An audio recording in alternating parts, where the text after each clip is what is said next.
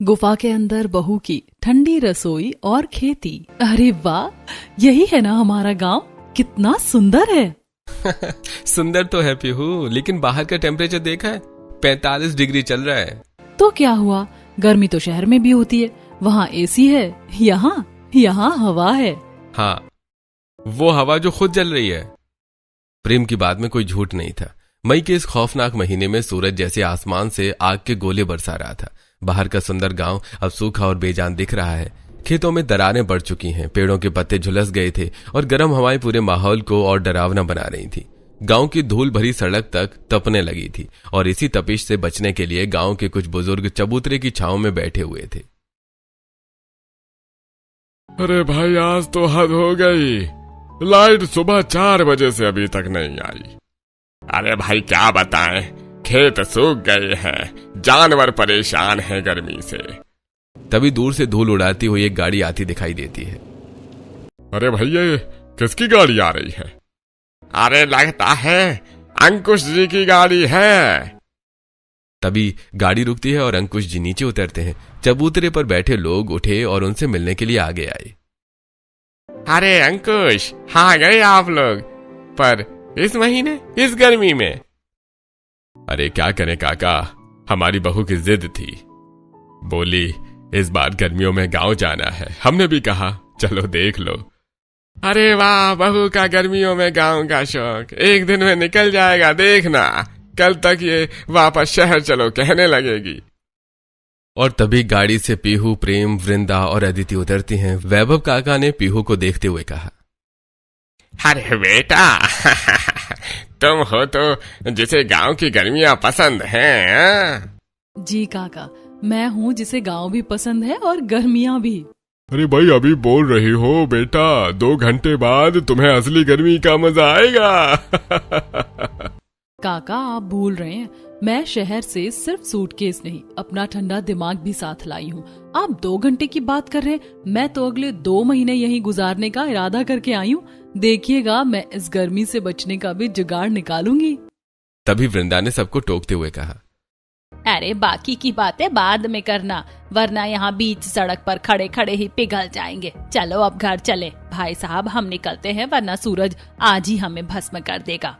वृंदा की बात सुनकर सबने कदम बढ़ाए। आगे गली के मुहाने पर अमृता, वैभवी और आशा हाथ में पंखा लिए अपनी अपनी देहरी पर बैठी थी। गर्मी ने तो दिमाग ही खराब कर दिया, ना अंदर बैठने में चैन है और ना ही बाहर। मेरा तो मन करता है सब छोड़ो और उस पहाड़ी वाली गुफा में जाकर बैठ जाओ। हाय दैया, ना गुफा का तो नाम मत लो। पता चला ठंडक के चक्कर में वहाँ गृहस्थी बसाने गई और खुद ही डरावनी कहानी बन गई। मजाक छोड़ो, पर इस गुफा में ठंडक तो वाकई में है, लेकिन क्या फायदा इसी ठंडक का, अब तो वहाँ कोई जाता भी नहीं। आशा चाची की बात अभी पूरी भी नहीं हुई थी कि तभी वृंदा अपने परिवार के साथ वहां से गुजरी। उन्हें देखते ही सभी लोग अपनी बातें छोड़कर उनसे मिलने लगे। अरे वृंदा जी, आप लोग भी गांव ऐसी तपती गर्मी में आए हैं, देखिए ना, गर्मी ने तो सबका बुरा हाल कर रखा है। गर्मी तो बहुत है, लेकिन हमारी बहू का गांव आने का बड़ा मन था, इसीलिए हम सब चले आए। अच्छा, तो बहू जी को गांव की गर्मी पसंद है। बेटा अभी तो पैर जमीन पर रखे हैं, एक दिन में सारी गर्मी समझ आ जाएगी।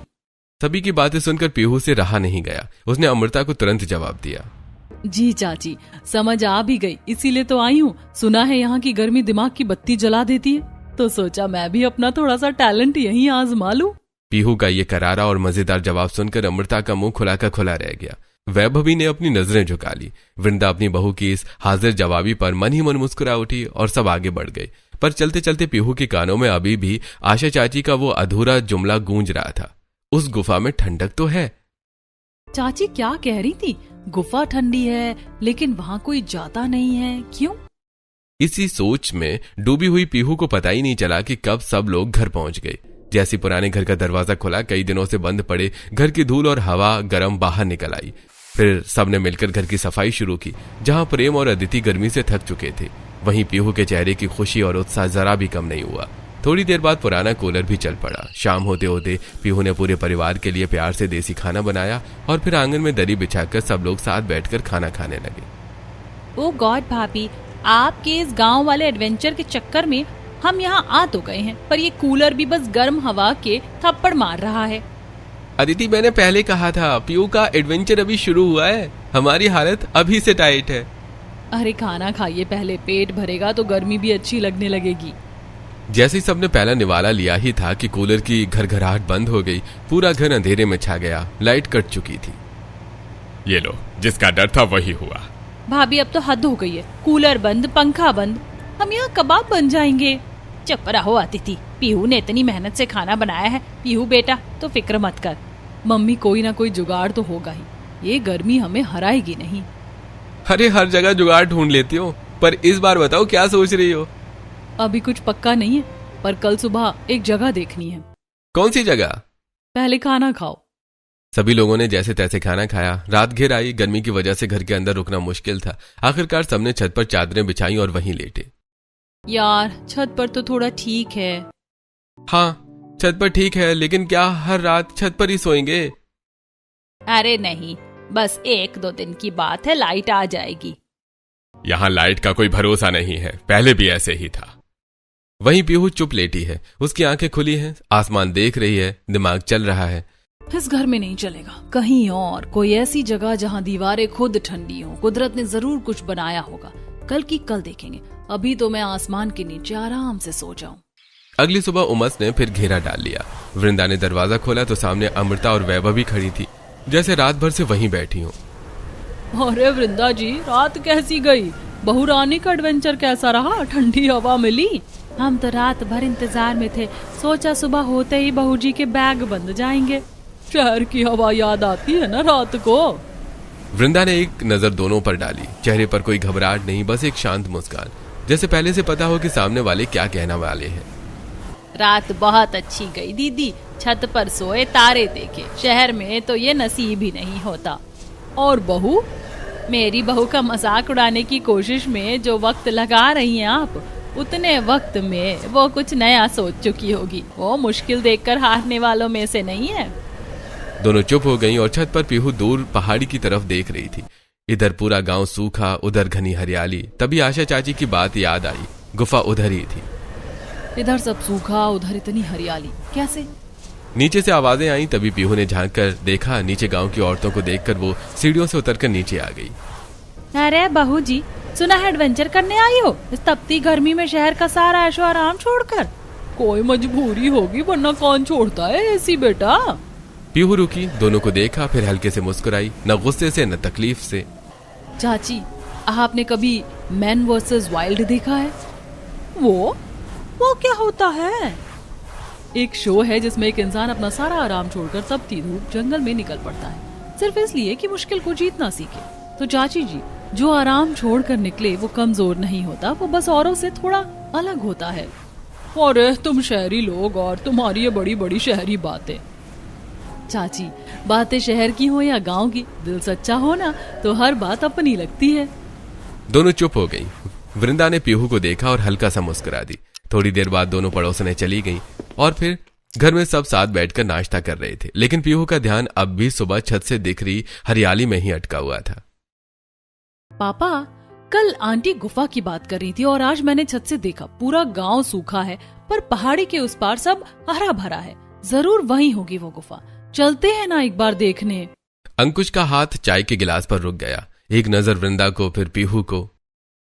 अरे ठंडी तो बहुत है बेटा वो जगह, पर वहां जाते नहीं है लोग। क्यों पापा? बस ऐसे ही, पुरानी जगह है।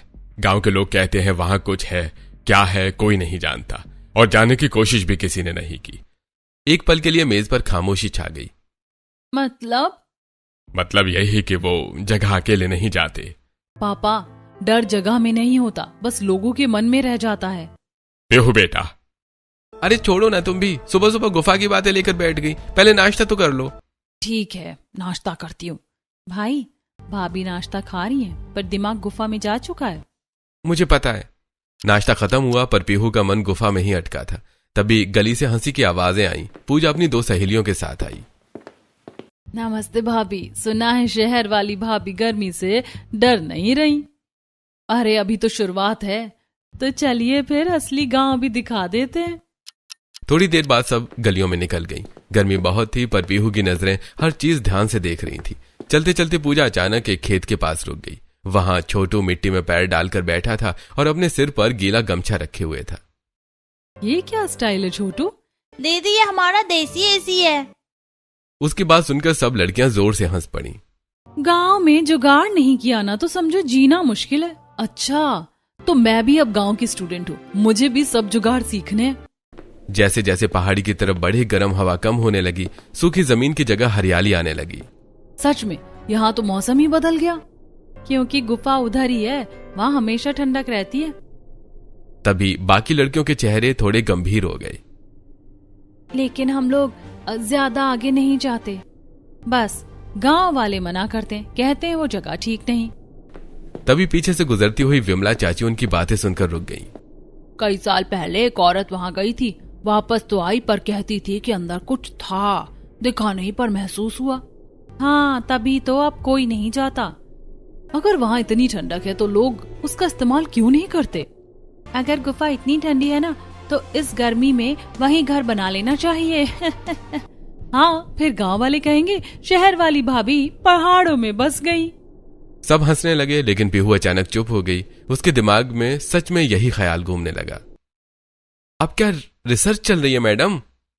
पीहू ने मोबाइल में कुछ तस्वीरें दिखाई। पहाड़ों के बीच बने सुंदर केव हाउसेस, पत्थरों के अंदर बने ठंडे कमरे, लोग आराम से रह रहे थे। प्रेम देखो, लोग गुफाओं में रहते भी हैं। उस गुफा को थोड़ा साफ कर लें तो दिन में आराम से रह सकते हैं। तुम सच में गुफा में रहने की सोच रही हो? सोच नहीं रही, प्लान बना रही हूँ। मम्मी पापा तुम्हें गुफा में रहने देंगे क्या? हाँ, पापा तो नाम सुनते ही मना कर देंगे। डर की वजह से मना करते हैं। अगर समझिए कि वहाँ ठंडक है, आराम है, तो मान जाएंगे। अरे तुम ना सच में अलग हो। और तुम मेरे पार्टनर हो, और तुम्हें भी अलग बनना पड़ेगा। मतलब अब मुझे भी जंगल एडवेंचर करना पड़ेगा? जंगल नहीं मिस्टर, नेचर वाला लग्जरी रूम।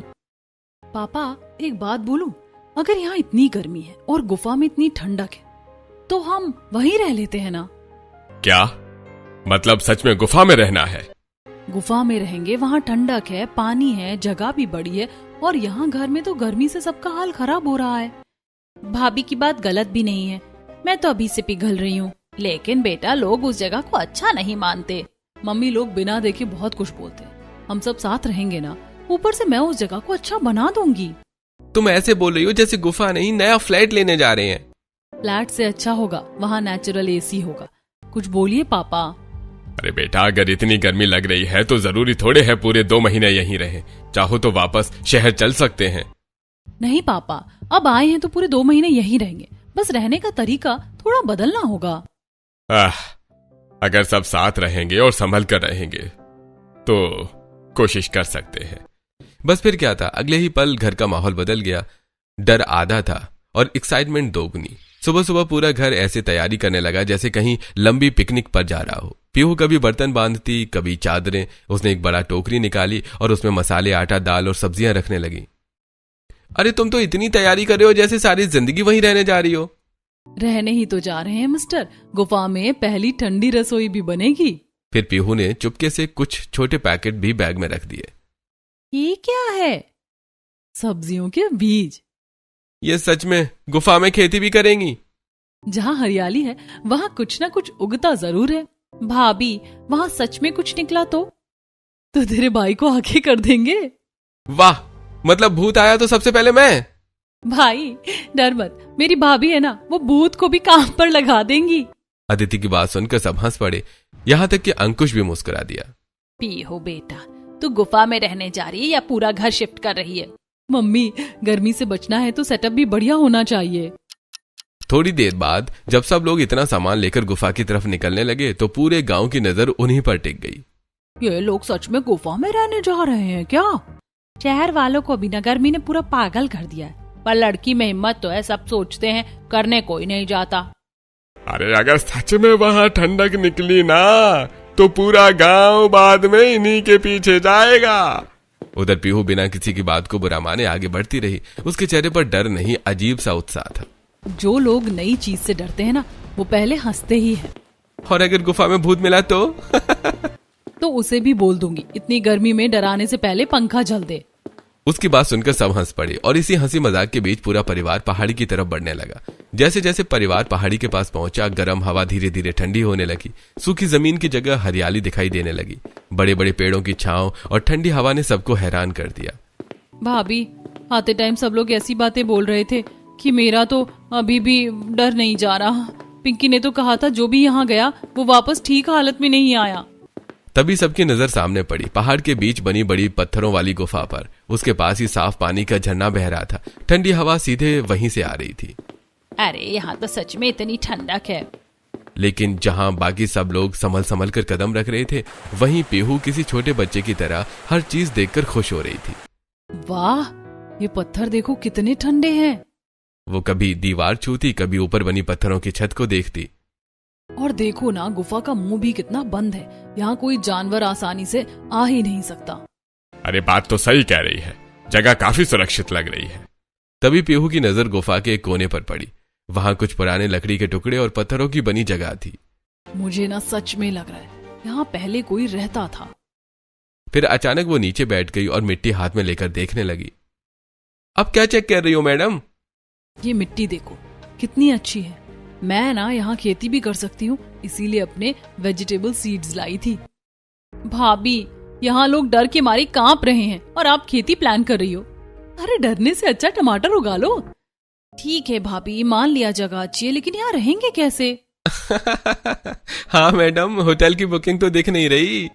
जब मैं आप सबको यहाँ तक लेकर आ सकती हूँ तो जुगाड़ भी कर लूंगी। बस एक शर्त है, यहाँ सबको मेरी टीम बनना पड़ेगा, सबको काम करना पड़ेगा।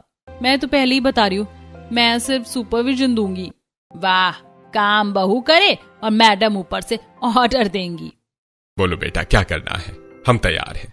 बस फिर क्या था, पीहू की आंखों में वो चमक आ गई जो तब आती है जब उसका दिमाग किसी काम पर लग जाए। वो गुफा के अंदर गई और हर कोना, हर पत्थर, हर दरार को ध्यान से देखने लगी, जैसे कोई आर्किटेक्ट खाली जमीन देखता है और उसमें घर देखता है। और एक कोना देखकर उसका जोश और बढ़ गया। यहाँ रसोई बनेगी। अरे मम्मी, आपकी बहू तो गुफा में ठंडी रसोई बनाने जा रही है। उड़ा लो मजाक प्रेम, लेकिन जब रसोई बनकर तैयार होगी ना, तब तुम वही करोगे जो हर बार करते हो। पहले मुंह बनाओ, फिर खाओ, फिर कहो वाह यार। पीहू ने इधर उधर बिखरे नुकीले और सपाट पत्थरों को देखा। उसने बिना देर किए जमीन से भारी पत्थरों को उठाना और सलीके से जमाना शुरू किया। सबसे नीचे 4 मजबूत पत्थर बेस की तरह रखे, फिर उनके ऊपर एक चौड़ा और सपाट पत्थर कुछ इस तरह फिट किया कि बर्तन रखने की जगह बिल्कुल बराबर हो जाए। बीच में हवा के आने जाने का रास्ता छोड़ा और देखते ही देखते बिना ईंट या सीमेंट के पत्थरों का एक बेहतरीन देसी चूल्हा तैयार हो गया। लीजिए मम्मी, हमारा स्नो किचन तैयार है। अब इस चूल्हे से आग तो निकलेगी, पर दीवारों की ठंडक चेहरे पर पसीना नहीं आने देगी। अरे वाह पीहू बेटा, तूने तो पत्थरों को भी काम पर लगा दिया। ये तो बिल्कुल शहर के मॉडर्न किचन जैसा प्लेटफॉर्म बन गया। पत्थरों का चूल्हा तो ठीक है, पर धुआं? पीहू एक पीवीसी पाइप की तरफ इशारा करते हुए कहा। देखिए, ये पीवीसी पाइप प्रेम जो मैं अपने साथ लेकर आई थी। ये पाइप गुफा की उस छोटी सी दरार से बाहर निकलेगा, सारा धुआं बाहर और सारी ठंडक अंदर। इसे कहते हैं इंजीनियर बहू का देसी जुगाड़। भाभी, आपको ये सब आता भी है? यूट्यूब और मम्मी दोनों से सीखा है। और थोड़ा क्रेडिट अपनी इस मम्मी को भी दे दो बेटा। थोड़ा क्या, सारा क्रेडिट आपको ही जाता है मेरी प्यारी मम्मी जी। चूल्हा बना तो पीहू ने गुफा का पूरा कोना देखा, थोड़ी देर रुकी, फिर मुंह बना लिया। नहीं, ऐसे तो बिल्कुल अनऑर्गेनाइज लग रहा है। अरे मैडम, ये गुफा है, 2 BHK फ्लैट नहीं है। क्या हुआ, गुफा भी सुंदर लग सकती है। चलो कुछ लकड़ियां और बड़े पत्थर लेकर आओ। पापा, ये शुरू हो गई। अरे लो, तो चलो बेटा, जब बहू ने ठान लिया है तो पूरा तो करना पड़ेगा। प्रेम और अंकुश बाहर से लकड़ियां और पत्थर लाने लगे। उधर पीहू और वृंदा ने मिलकर गुफा की दीवार के साथ छोटी छोटी शेल्फ जैसी जगह बनाई, पत्थर जमाकर एक के ऊपर एक। देखते ही देखते मसालों के डिब्बे एक तरफ सज गए, बर्तन दूसरी तरफ। चूल्हे के ऊपर लकड़ी की पतली टहनियों से एक छोटा सा स्टैंड भी बन गया। अरे वाह, ये तो सच में रसोई जैसी लगने लगी। भाभी, आपने गुफा को किचन में बदल दिया। अभी तो शुरुआत है मैडम। तभी उसकी नजर गुफा के ठीक बाहर नरम पड़ी मिट्टी पर पड़ी, जहां झरने की नमी जमीन तक आती थी। वहां मिट्टी एकदम काली और उपजाऊ थी। पीहू रुकी और फिर उसके चेहरे पर वो मुस्कान आई जो प्रेम को अच्छी तरह पहचान आती थी। पीहू, अब क्या? अब कुछ नहीं, प्लीज। ये देखो, जो वेजिटेबल सीड्स में लेकर आई थी, अब वक्त आ गया है कि उनका इस्तेमाल किया जाए। और देख लेना, कुछ दिन बाद यहाँ हमारी अपनी सब्जियां उगेंगी। पीहू, तुम बीज भी साथ लाई थी? जहाँ जाओ बीज साथ रखो, कभी काम आते हैं। अरे बहू, तू गुफा में रहने नहीं, पूरा नया घर बसाने आई है। घर दीवारों से नहीं बनता पापा, लोगों से बनता है, और रसोई की खुशबू से। थोड़ी देर बाद पीहू ने चूल्हे पर सब्जी चढ़ा दी। झरने के ठंडे पानी और देसी मसालों की खुशबू से पूरी गुफा महक उठी। वाह भाभी, गुफा में भी इतना टेस्टी खाना। अभी तो बाहर से लाई सब्जियों से खाना बना रही हूँ, लेकिन फिर देखना धीरे धीरे यहीं अपनी सब्जियां उगेंगी और उनका टेस्ट, उफ, सोचकर ही मुंह में पानी आ रहा है। अरे बस भी करो मैडम जी, पहले ये वाली सब्जी आराम से खा लें। आपकी खेती को फलने फूलने में अभी थोड़ा टाइम लगेगा। वहीं बैठकर सब हंसते मुस्कुराते खाना खाने लगे। बाहर झरने के बहने की मीठी आवाज थी और गुफा के अंदर ठंडी हवा। पहली बार इस गर्मी में सबको सच्चा सुकून महसूस हो रहा था। ठीक है भाभी, खाना हो गया, अब सोएंगे कहाँ?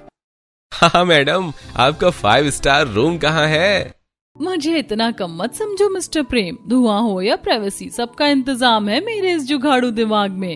थोड़ी ही देर में पीहू के कहने पर प्रेम और अंकुश जी को बाहर से सूखी घास, बांस की खपच्चियां और बड़ी लकड़ियां ले आए। पीहू ने गुफा के दोनों कोनों में पड़े भारी पत्थरों को स्टैंड की तरह इस्तेमाल किया और उन पर लकड़ियां टिका दी। फिर ऊपर से सूती चादरें और पुरानी साड़ियां डाल दी गईं। देखते ही देखते गुफा के भीतर छोटे छोटे हवादार कमरे तैयार हो गए। भाभी, ये तो किसी लग्जरी कैंपिंग जैसा लग रहा है। यकीन नहीं होता कि बाहर 45 डिग्री और यहाँ मुझे चादर ओढ़नी पड़ रही है। अरे ये तो सच में घर जैसा लग रहा है। अरे बहू को एडवेंचर का शौक है, लेकिन दिमाग भी खूब चलता है। सब अपने अपने बिस्तर पर लेट गए। बाहर गर्म हवाएं चल रही थीं, लेकिन गुफा के अंदर ठंडी हवा और सुकून था। अगली सुबह गांव में सबकी बातें बस उसी गुफा को लेकर थीं। पूरा एक दिन हो गया, कोई खबर ही नहीं आई। मुझे तो डर लग रहा है कहीं सच में कुछ गड़बड़ ना हो गई हो। अरे पहले भी लोग वहां जाने से डरते थे, यूं ही नहीं डरते थे। दिन धीरे धीरे गुजरने लगे। बाहर पूरा गांव अब भी गर्मी से परेशान था, लेकिन गुफा के अंदर सबकी जिंदगी बदल चुकी थी। सुबह पीहू सबसे पहले झरने के पास बनी अपनी छोटी सी खेती देखने जाती। उसने टमाटर, मिर्च, धनिया, लौकी और भिंडी के बीज लगाए थे। हर दिन मिट्टी से छोटी छोटी हरी पत्तियां निकलती देख उसके चेहरे की खुशी बढ़ जाती। देखो देखो, धनिया निकल आया। भाभी, आप सब्जियों को ऐसे देख रही हो जैसे बच्चे स्कूल में फर्स्ट आ गए हो। उधर रसोई भी अब पूरी तरह जम चुकी थी। सुबह चूल्हे पर गर्मा गर्म पराठे बनते, दोपहर में झरने के ठंडे पानी के पास बैठकर सब खाना खाते और रात को ठंडी हवा में बातें करते। सच कहूं, इतने सुकून से तो हम शहर में भी नहीं रहे। गांव वाले अब भी दूर से पहाड़ी की तरफ देखते रहते। सबको इंतजार था कि आखिर गुफा से क्या खबर आएगी। इतने दिन हो गए फिर भी सब ठीक कैसे हैं? मुझे तो लगता है कुछ ना कुछ जरूर है इस जगह में। लेकिन उधर गुफा में सब हंसी खुशी रह रहे थे। फिर एक रात अचानक तेज आवाज गूंजने लगी। हवा जोर जोर से चल रही थी। बाहर पेड़ों की सरसराहट और झरने की आवाज मिलकर डरावना माहौल बना रही थी। भाभी, ये कैसी आवाज है? ये कैसी आवाज थी? सब डर गए, लेकिन पीहू बिल्कुल शांत थी। अरे डरिए मत, इतने दिनों से यहाँ रह रहे हैं ना, कुछ हुआ क्या? तो फिर ये आवाज? चलो बाहर चलकर देखते हैं। बाहर तेज तूफानी हवा चल रही थी। बड़े बड़े पेड़ हवा से टकराकर जोर जोर से हिल रहे थे। झरने का पानी पत्थरों से टकराकर गूंज पैदा कर रहा था। देखा, आवाज इन पेड़ों और झरने की है। लोगों ने डर डर कर इसे भूत बना दिया। अंकुश कुछ पल चुप रहे, फिर हल्का सा मुस्कुरा दिए।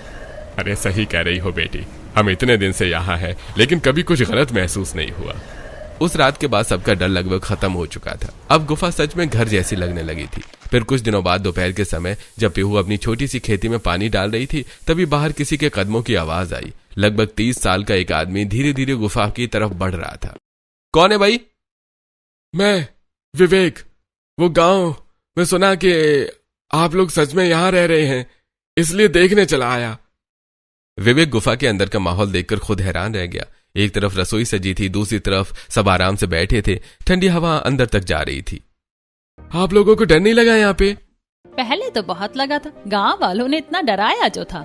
लेकिन फिर सोचा इतनी ठंडी और अच्छी जगह को सिर्फ डर की वजह से खाली क्यों छोड़े। और अब तो यहाँ हमारी खेती भी शुरू हो गई है। विवेक कुछ पल चुप रहा, फिर हल्का सा सिर हिलाकर मुस्कुरा दिया। अच्छा ठीक है, मैं चलता हूँ। लड़का वापस चला गया। उधर शाम होते होते मौसम और भी ठंडा हो गया था। पीहू और प्रेम गुफा के पीछे की तरफ घूमते घूमते चले गए। वहां बड़े पत्थरों के बीच एक बहुत छोटा सा कमरा दिखाई दिया जो कि बंद था। अरे, ये पहले तो नहीं देखा। दोनों धीरे धीरे अंदर गए। कमरा छोटा था लेकिन ऐसा लग रहा था जैसे कभी कोई वहां रहता रहा हो। एक कोने में पुरानी लकड़ी का छोटा संदूक रखा था। अरे देखो तो, ये क्या है, चलो ना देखें। अब तुमने ठान ही लिया है तो अगर मैंने मना किया ना तो मेरी शामत आ जाएगी। चलो बेहतर यही है कि तुम्हारी बात मान ले। दोनों धीरे धीरे उस छोटे कमरे के अंदर गए। चारों तरफ धूल जमी हुई थी। तभी एक कोने में रखा पुराना लकड़ी का संदूक पीहू की नजर में आया। प्रेम, देखो यहाँ कुछ रखा है। पीहू झुककर संदूक के पास बैठ गई और उसने धीरे से ऊपर जमी धूल हटाई और फिर उसका ढक्कन खोला। अंदर एक पुरानी डायरी रखी थी जिसके पन्ने पीले पड़ चुके थे। पीहू उसे धीरे से उठाकर पढ़ने लगी। जो डर पर काबू पा लेगा वही इस गुफा की ठंडी सांसों को महसूस कर पाएगा। जिसने आंखों से नहीं दिमाग से देखा उसे यहाँ कभी अंधेरा नहीं लगेगा। नीचे कुछ और लिखा था। हम मजबूर थे, हमारे पास रहने को कोई जगह नहीं थी। इस गुफा ने हमें तपती गर्मियों में सहारा दिया, लेकिन डर था कहीं कोई हमसे ये जगह छीन ना ले। इसीलिए हमने अफवाह फैला दी कि यहाँ अनहोनी होती है। लोग डर गए और ये जगह सिर्फ हमारी रह गई। लेकिन मुझे एहसास है कि हमने गलत किया, डर फैलाकर लोगों को इस नेमत से दूर रखा। कुछ पल के लिए दोनों चुप हो गए। मतलब इतने सालों से लोग बेवजह डरते रहे।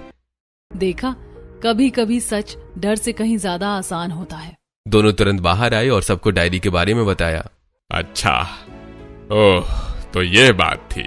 लोग इतने सालों से इस जगह से डरते रहे और मैं तो पहले दिन से ही भूत ढूंढ रही थी। तभी अगले दिन विवेक फिर गुफा में आया। इस बार उसके चेहरे पर झिझक थी। मुझे आप सबसे कुछ कहना है, कल कह नहीं पाया था। क्या बात है बेटा, अगर इस गुफा के बारे में बताना चाहते हो तो हमने वो डायरी पढ़ ली। असल में वो डायरी मेरे परदादा की थी। उन्होंने ही ये अफवाह फैलाई थी। उस समय बहुत गरीबी थी, रहने को घर नहीं था। उन्हें डर था कि कोई ये जगह उनसे छीन न ले। सब चुपचाप उसकी बात सुनते रहे। बाद में उन्हें अपने किए का बहुत अफसोस रहा। जब उन्हें पता चला कि अब कोई यहाँ रहने आया है तो वो बहुत खुश हुए। उन्होंने बस एक बात कही थी, जो डर को हरा देगा असली ठंडक वही पाएगा। पीहू और प्रेम एक दूसरे को देखकर मुस्कुरा दिए। आप लोगों ने सच में डर पर जीत पाई है। चलिए अब मैं चलता हूं। उसके जाने के बाद धीरे धीरे पूरी बात गांव में फैल गई। गांव वाले गुफा में आए, इस बार बिना किसी डर के। हमने तो बेकार में उस जगह को डरावना बना रखा था। और तुम्हारी बहू सच में बहुत समझदार निकली वृंदा जी। डर ने इतने साल लोगों को गुफा से दूर रखा और एक बहू ने आकर सब बदल दिया। अब गांव वाले भी धीरे धीरे गुफा तक आने लगे। कोई झरना देखने आता, कोई ठंडी हवा महसूस करने। उधर पीहू की छोटी सी खेती भी अब हरी होने लगी थी। टमाटर लाल होने लगे थे, भिंडी निकल आई थी और धनिया की खुशबू पूरी जगह महका रही थी। लो चाची, ये हमारी गुफा वाली पहली सब्जियां। अरे वाह बहू, गुफा में खेती भी सच कर दी तुमने। धीरे धीरे पूरी गर्मी, हंसी, खेती, ठंडी हवा और साथ बैठकर खाए गए खाने में गुजर गई। फिर आखिर वो दिन भी आ गया जब उनकी छुट्टियां खत्म हो गईं। सब लोग सामान बांधकर वापस शहर लौटने लगे। सच कहूं भाभी, अब ये गुफा छोड़ने का मन नहीं कर रहा। जिस जगह से लोग डरते थे आज वही सबसे प्यारी लग रही है। हमारी बहू ने साबित कर दिया कि डर के आगे जीत है। सभी लोग हंस पड़े। जाते वक्त पीहू ने एक आखिरी बार पीछे मुड़कर गुफा को देखा। ठंडी हवा अब भी वही बह रही थी, लेकिन अब उस जगह में डर नहीं, अपनापन बसता था। डर ने जिसे वीरान रखा, प्यार ने उसे घर बना दिया। और फिर गाड़ी धीरे धीरे गांव से दूर निकल गई, लेकिन गुफा की वो ठंडी रसोई और छोटी सी खेती हमेशा सबकी यादों में बस गई।